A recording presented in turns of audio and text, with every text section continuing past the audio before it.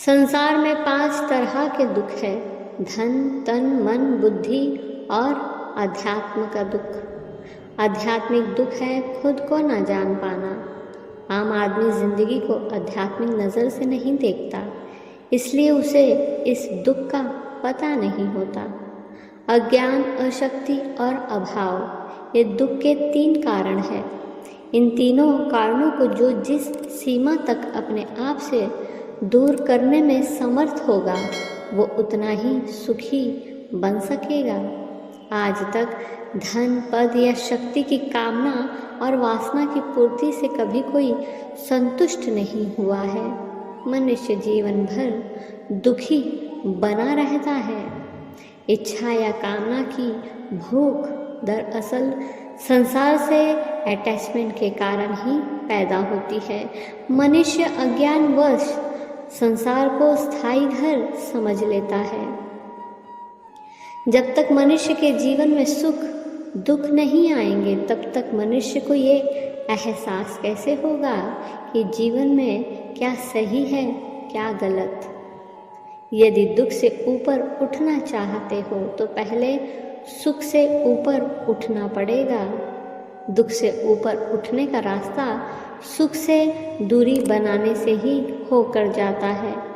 हम चाहते हैं कि हमारा जीवन सुख से भरा हो और इस सुख को पाने के लिए 1000 कोशिश भी करते रहते हैं, लेकिन ऐसा हो नहीं पाता। सुख के साथ साथ कोई न कोई दुख आ ही जाता है। ऐसा नहीं है कि दुख केवल गरीब के पास ही आता है। यह अमीर से अमीर के पास भी उतना ही आता है, लेकिन दोनों के दुखों का रूप बदला हुआ होता है। कुछ लोग कई बार छोटे दुख को ही बड़े दुख का रूप दे देते हैं। जैसे सुख सबके जीवन में आता है, ऐसे ही दुख भी सभी के जीवन का हिस्सा है। सुख दुख एक दूसरे की परछाई की तरह होते हैं जो हमेशा साथ साथ रहते हैं। इनको कभी भी अलग नहीं किया जा सकता। जब इनको अलग नहीं किया जा सकता तो केवल दुख से ऊपर कैसे उठा जा सकता है। इसलिए सुख और दुख दोनों से उठने की क्षमता रखनी होगी। दुख से उठना इसलिए मुश्किल दिखाई देता है क्योंकि हम सुख को पकड़े रहते हैं। दुख से ऊपर उठना हो तो सुख की चाहत छोड़नी होगी। सुख के पीछे भागना त्यागना होगा।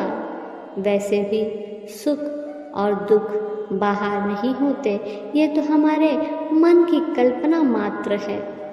ऐसा कई बार दिखाई देता है कि व्यक्ति बिना कोई कारण किसी बात को सोचकर बैठे बैठे सुखी दुखी हो जाता है। मनुष्य ही एक जंतु है जिसमें मस्तिष्क होता है, जो तर्क भी कर लेता है और भावना को भी समझता है।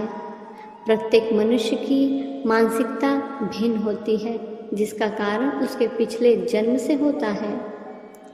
इस जन्म के और उससे भी पहले को निर्देश करता है और इसको हम जैसी करनी वैसी भरनी के मुहावरे के समझ सकते हैं।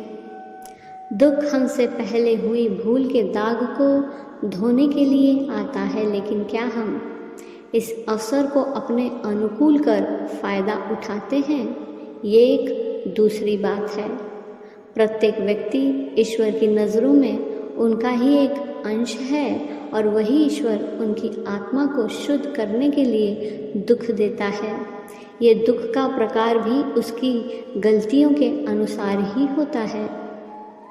उदाहरण से समझे, यदि आपके ऊपर 100 रुपये का कर्ज है तो आपके दुख की माप उसके अनुसार होगी, और किसी का कर्ज 1 लाख रुपए का है तो उसको उसके मुकाबले का दुख मिलेगा। लेकिन मन एक बहुत बड़ा अदृश्य उपकरण है जिसमें वो सच्चा आत्मीय प्रेम बसता है।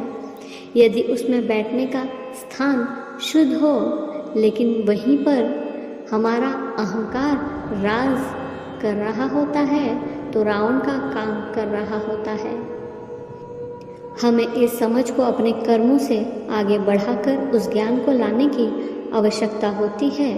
जिससे हम सांसारिक जीवन में सुधार कर सकते हैं और जो हमारी सहनशीलता को बढ़ाने के काम आती है। वास्तव में हम सुख के भी उतने ही भागीदार होते हैं, बस उसको अपना हक समझ लेते हैं जो हमें मिलना ही चाहिए। ईश्वर को शुक्रिया नहीं करते।